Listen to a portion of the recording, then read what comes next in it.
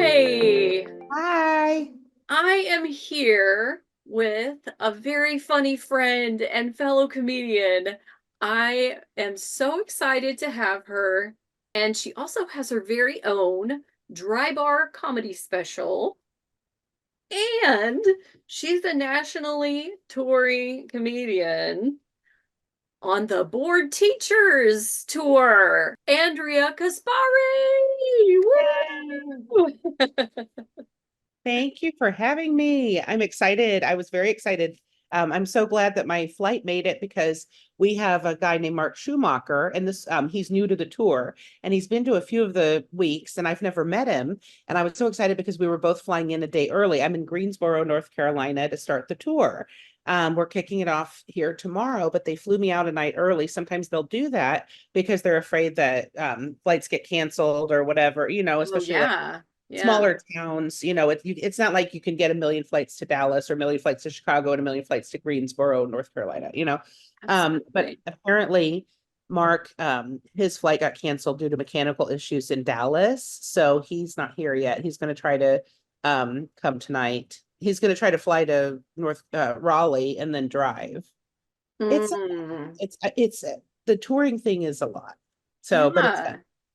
Oh, I bet that is so hard to be away a lot and to be on airplanes a lot. And Yeah. before I say anything else, I want to make another exciting announcement. Not only do I have my friend Andrea Caspari joining me here in my studio, it's actually a cloffice. It is a Is closet Oh, that's adorable. that I use as a studio. Not only is she here with me, but she is going to be here with me in person in less than 2 weeks. Yay! May 11th. Yes, May 11th. And I'm Love going it. to show you and tell you more details about that. May 11th in Pittsburg, Kansas. That's Yeah. correct. Kansas, not Pennsylvania. I've got too many things going on right now. But this is one of the best. This is actually the best one is doing this show with Andrea. So I can't wait to tell you about it. Fifth Street on the patio, Saturday, May 11th. And it's a free show. Yay. That's That my is favorite. made That's my favorite possible. price. Yes, that is made possible by a wonderful bar owner who loves entertainment and he loves to have people come out to the patio and not have to worry about having a ticket. So he supports the arts in Pittsburgh, including music and comedy. Yeah. And also because we're going to have a 50-50 raffle to Yeah. benefit the unhoused in Pittsburgh. Nice. Oh, that's very exciting. Um, Yes. Anyway, I also got word that we're going to have a musical guest. I That's cool. I just got that arranged today. So They look cool. They look like they'll be a really cool addition. they are, and I love to have a little bit of music before a comedy show. Sometimes it just gets people in a little bit more loose mood, live music Yeah. especially.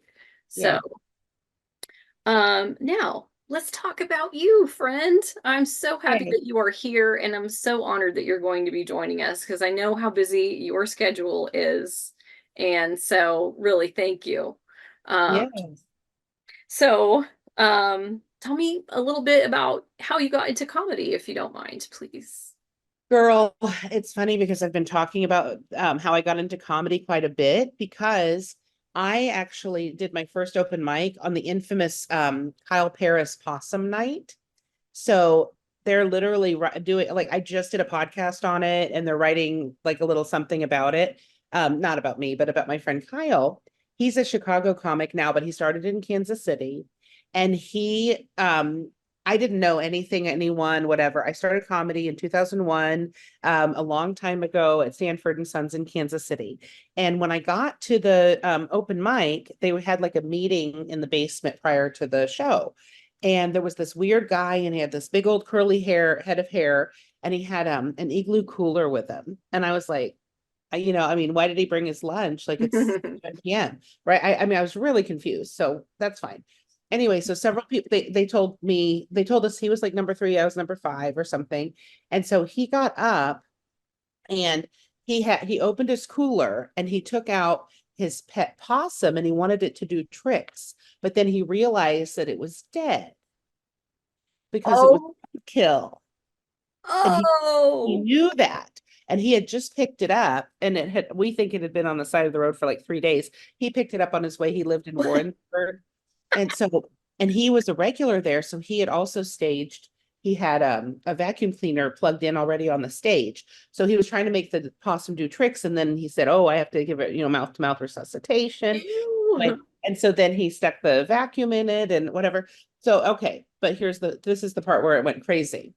It It's started already crazy here. already crazy. So then it got really, really stinky. This place held about 250 people, and it was a very well attended open mic night. Okay. It was very famous. It was like one of the only rooms in Kansas City to do comedy. And people were like scrambling to vomit. They were sick to their stomach. They were slipping in vomit. Ew, Um, oh well, my more than God. half the room left, but my friends stayed because they didn't know what they were supposed to do. And everybody's running, and he's getting banned for Oh, life from gross. Stanford Oh my. since he had to run outside and wait for someone at the end of the night to give him his vacuum. I don't know this guy. I don't know what's going on. Someone comes up and they're like Lysoling and spraying the stage, and then I have to come up and perform. I was 5th, right? So Oh, he went and then someone else and then me. And I have to touch this dirty microphone stand and I don't know what's going ew. on and it's stinky and half the people are all gone. I Oh my walked God. in before I started.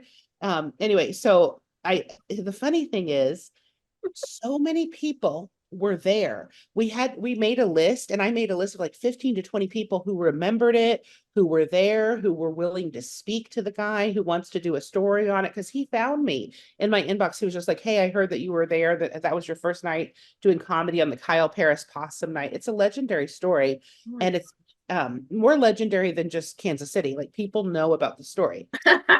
That's And this is awesome. so yes, I'm so gonna that was write my that first down. night. Yes, it's the Kyle Paris possum story. You could probably Google it because there are several podcasts that have done stuff on it. Oh And my my friend gosh. Annette interviewed him when we saw him in Chicago. Um, so I go every 2 years or so to Chicago and treat him to dinner. He's a very good friend of mine now. The possum And guy? the possum guy, Okay. we speak almost every Sunday. He just calls me like every few Sundays and we just get caught up. So anyway, he was like kind of Andy Kaufman-esque and stuff. You just have to picture like this really tall, kind of weird looking guy with a dead possum. So anyway, that was my first night of comedy. Wow. Hey, Yes. at least it has a happy ending that you guys ended up friends and he's Oh yeah. not taking dead carcasses to shows anymore, probably. No, no, Okay. and he did have another act where he would take a turkey and stuff it on stage, but he stopped doing that it was for every Thanksgiving. He did that show, he did that sketch, but he didn't do it because the turkeys got expensive. I'm Oh, okay. That makes sense. The cost of living has gone up. I love it. I know. He's like, I'm just not going to do the turkey one. I'm like, we need to take up a collection so we can do the turkey thing again. I mean, that's kind of funny though. It wasn't because people got grossed out. It's because it got No, too expensive. absolutely. That's the world of Kyle. The world of Kyle Paris is a strange one, but I like being part of it. It So sounds interesting. yes, and so that's how I got started. Like I got started in Kansas City doing Stanford and Sons, doing open mics. And the whole time I was doing comedy, I was teaching as well. So for 20 years I've been teaching. And then a few years ago I met Devin Siebold and you've seen him perform. He's hysterical, he's wonderful. He's the headliner of our comedy tour. He was doing board teachers videos, but even before he started with board teachers, I just saw his videos online. And back in the day, it was very, very hard to find another teacher comic. I didn't know anyone else who was like, I'm a teacher and also doing comedy. That was like kind of a cool thing. Now everybody's a teacher comic. They're like, I sub taught one time. I was the school nurse. I was, okay. And then they're like, can I get on the tour? And I'm like, yeah, okay. Right. You know, I mean, we just, yeah. I mean, if you haven't taught past the pandemic, you probably don't know what's going on right now. Exactly. So anyway, so I hooked up with Devin, like doing some online shows, and he was actually the last He was the last person I performed with before the pandemic was declared, because we did a show in Omaha together February 14th and 15th. And 1 month later was the pandemic. So the last live show that I did on the road, not tour wise, but just a show with anyone, was Devin. So then a couple of years later, he called me in March 2022. I did an online show and he was like, hey, would you like to join the board teachers comedy tour? Like if we, needed somebody or whatever. And then in July, they called me and I've done over 100 shows. That is amazing. That is so wonderful. And wow, you have been doing this since 2001. I'm so happy that you're part of the board teachers because you're so hilarious and so Thank funny. you. Where does your inspiration come from? Yeah. Well, number one would be my father because he passed away in 2000, but he looked and acted just like Rodney Dangerfield. And Oh, my dad was the smartest and funniest guy ever in the world. And he had a joke for everything. He had a quip for everything. He would say something, and he was the only person on earth who was able to embarrass me because normally I'm very unfluffed. I'm like, okay, somebody will say something, or I have some toilet paper on my shoe. I'm like, oh, I'll save this for later or something. Other people, oh, I'm mortified. Like, I just don't care. Nothing bothers me. But my father could absolutely embarrass me because he would like make stupid, comments, like the same thing all the time to a server, and, hey, baby, stir it with your finger and sugar in it, all this stuff. And it was like, really, my father would have been Me Too'd, like bad, uh, but he was from another time. That doesn't mean it's okay, but mhm. like he absolutely was, just he was just from a different time, and he meant so well, but it was inappropriate. So my inspiration comes from the fact that he was just so funny, though. That's the part that I loved, that he was just quick-witted and funnier than all of us put together. So Well, that's the thing. Sometimes you can get away with a little bit more if you're funny, because it's like my yeah, kid's teasing and I'm telling some jokes here, that I'm not actually trying to be a yeah. creep here kind of thing, and Didn't mean to see. I wonder how, like, we need to do kind of an over under like estimate on how many people when they're creepy mean to be or don't yeah, mean to be, because I think my dad didn't mean to be, but he right. was, Yeah. sometimes. So and I loved him. But I just, the thing is that was so weird is that he never was able to, he never saw me do stand up. Mm. He passed away before that because I've been doing stand up over half my life, but he passed away when I was 22. Oh, So, wow. and I started when I was 23. Wow. You know, that is that's an amazing story. And Yeah. just the fact that his funny side continues Yeah. to live on with you and how proud he must be, Yeah. with I you think or he's, whoever, yeah, I think he's watching. I think he is. And he's probably like, man, she could have really, she could have paused right before that punchline. Or she could really tag that punchline, darn it, so he's probably watching. Yeah, I would agree with that. Do you have a favorite behind the scenes moment from any of your touring or the dry bar special or board teachers, friendships? Any sort of little behind the scene, either a funny moment or something touching or Yeah. whatever? So the fun thing is I could almost answer that almost more in a general sense because really I wish I could just do kind of a behind the scenes, and I really need to learn how to, do more social media and more I wish that from the time we started that I had kept a diary of it, or, a video diary or something. Like I take a ton of photos. But I'm still not adept with that making the videos kind of thing. And I know some people are really into it. But what I love so much about the tour is the traveling, is the giggling with, Casey Mack always has something funny to say, or Liz Blanc. And Devin Siebold, when I start talking, he puts his headphones on because he's like, oh God, it's a 4 hour trip, whatever. He's so cute. And then he gets busy on his laptop and stuff.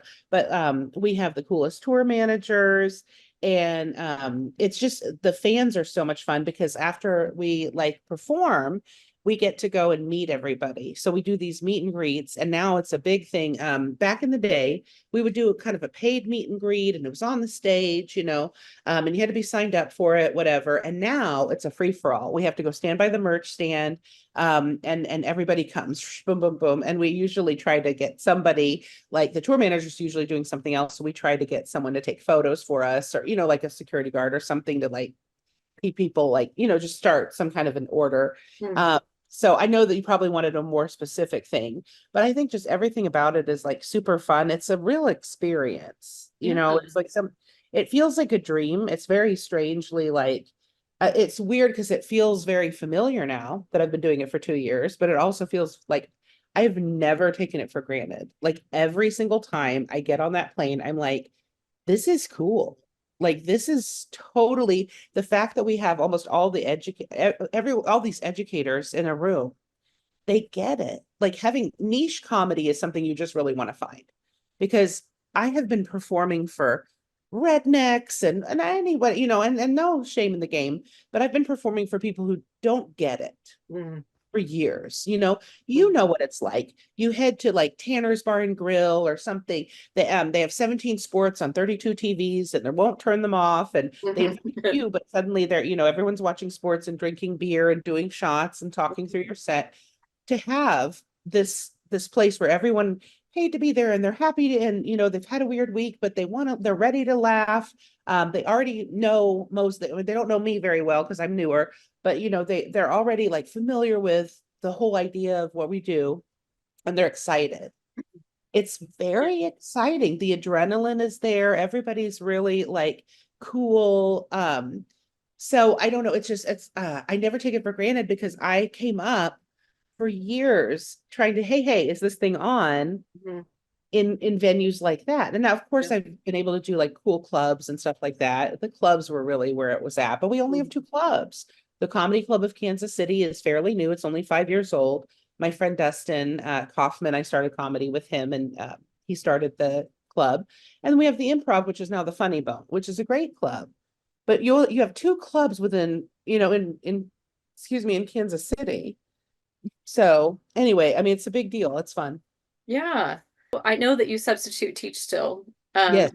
I was wondering if you get people recognizing you at the schools Hmm. from your comedy career and your videos and things. And if so, like, is that ever weird or is it like, yay, or, It's very rare, actually. I had like one time where I was eating lunch in this room, and they were somebody said, "Oh, I was there for my friend." I only really sub for my friends because I'm so busy. I do a lot of prearranged. So I sub 1 to 2 times a week, because we usually are gone Thursday through Monday. So I can sub like on a Tuesday and a Wednesday or whatever.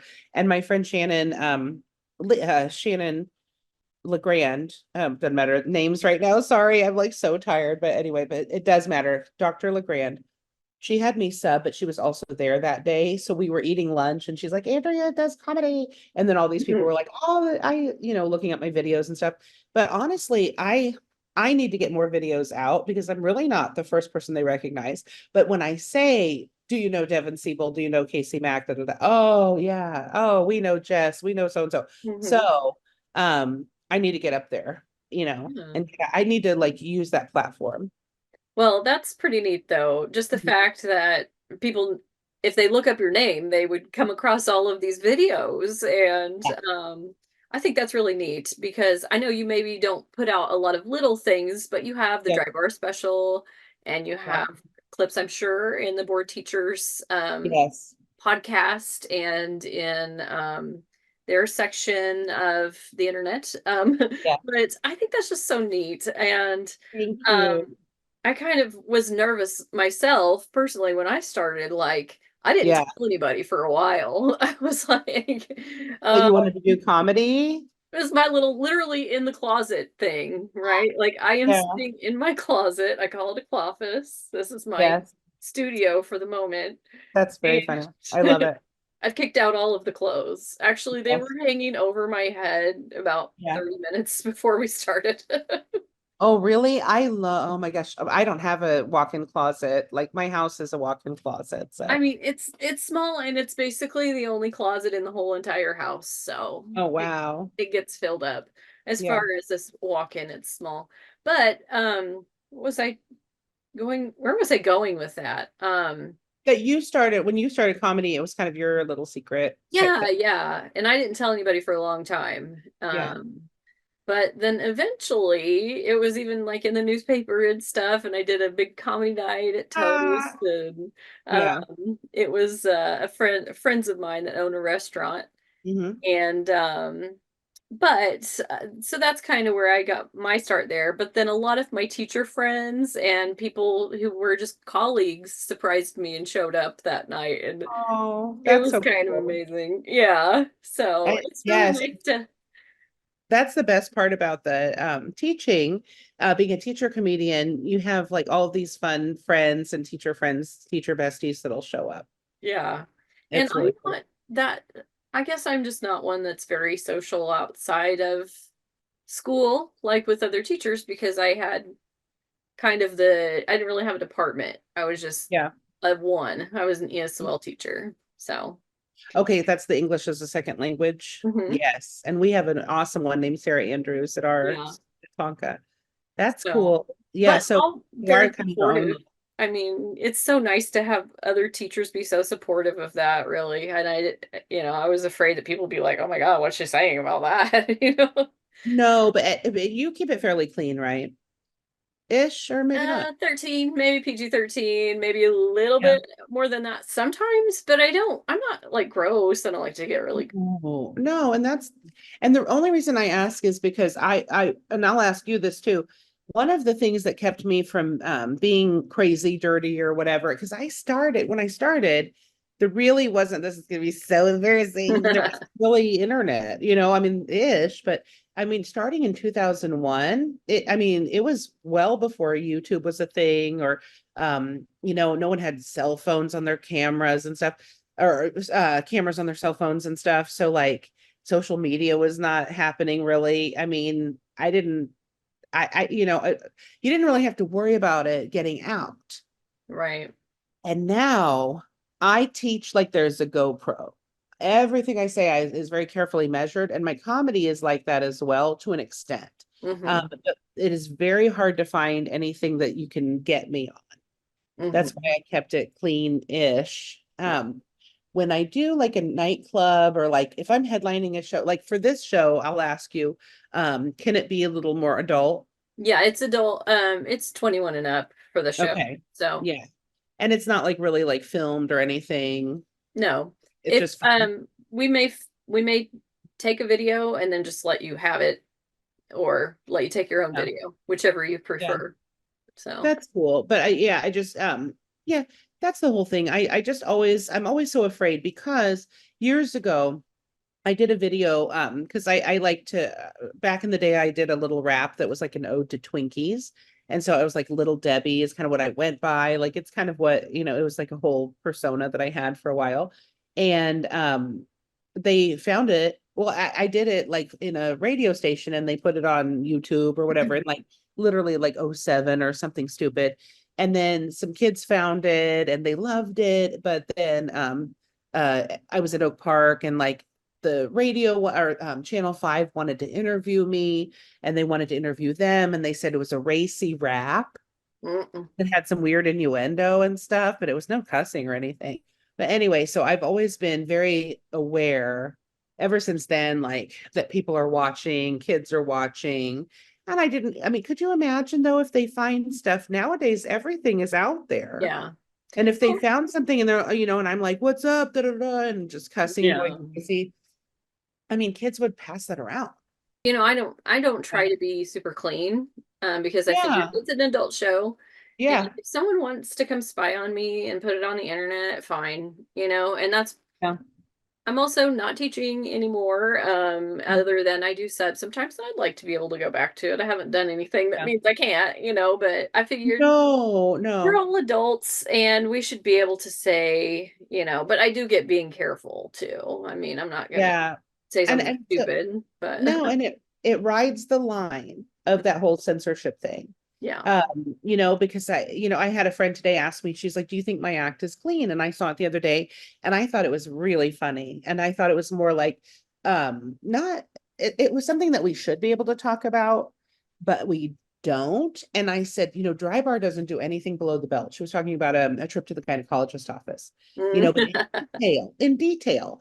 And that kind of stuff entertains me. Mhm. But I said, I kind of came up with this on the fly too. I said, when you think about is something clean, you have to think, could my grandma, maybe not my grandma, but could a grandma sit next to her boss at Mhm. noon, totally sober, and Mhm. both of them not awkwardly laugh at that? Like Mhm. both of them laugh comfortably. Mhm. That's corporate clean. Yeah, And that's that's true. hard. If That's you're looking hard. at corporate clean, see, that's the thing about different levels of clean, because on the one hand, it's funny that you bring up the gynecologist thing, because I don't have a story where anything goes into Mhm. detail about that, but I Sure. do have an experience.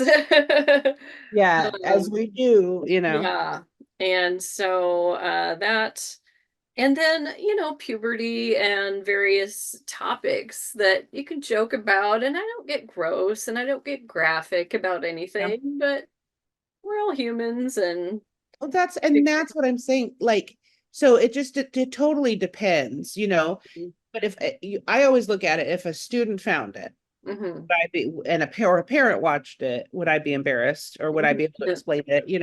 That kind of stuff. Because it's just the advent of the internet. yeah. God, I sound so old. Have you seen that shirt that says "Be easy on me"? I'm from the 1900s. Yeah, I love Wow. that. I need one of those. I love that so much. It's been like everywhere, like memes and stuff like that. But it's like, I do sound like the oldest person in the room. But seriously, though, I mean, how crazy is it that everything's gone from you can do whatever and people like the Kyle Paris thing would have been all over the internet with Mhm. the possum and stuff. Nobody has any record of that. But we have 15 to 20 people that I'm still in touch with that totally remember it, that had their friends with them, that had their dad with them you Yeah. know so it's all word of mouth and it's how do you remember it and how do you remember it and now I don't know so now Yeah. everything's online and it's like too much.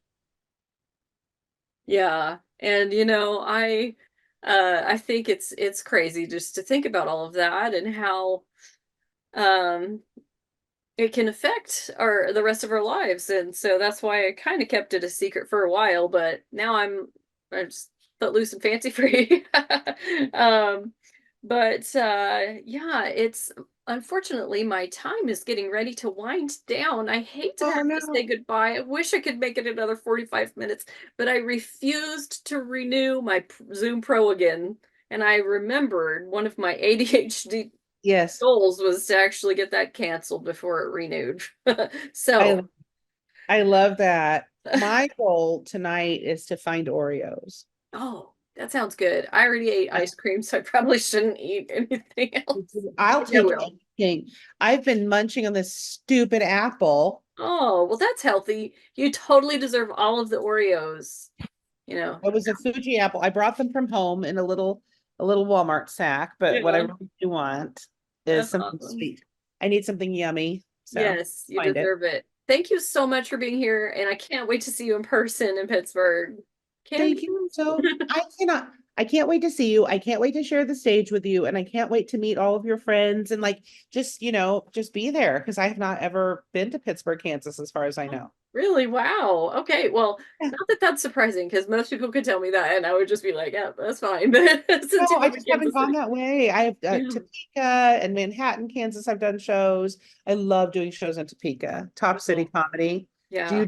do you ever do I that with have, that? yes, I have done a couple of shows there and they're so sweet. Yeah. And it's a good scene there. And so I really look forward to it. Thank you so much for coming down this way. And it's exciting things happening in comedy in Pittsburgh, Kansas. So thank you, Andrea Caspari. We'll see you on Saturday the 11th at Fifth Street Bar and Grill in Pittsburgh. Sounds perfect, my love. Thank you so much for having me. I appreciate you. Thank you. I I can't wait appreciate to see you. you. Uh-huh. Mwah. Bye, Bye. honey. Bye, baby.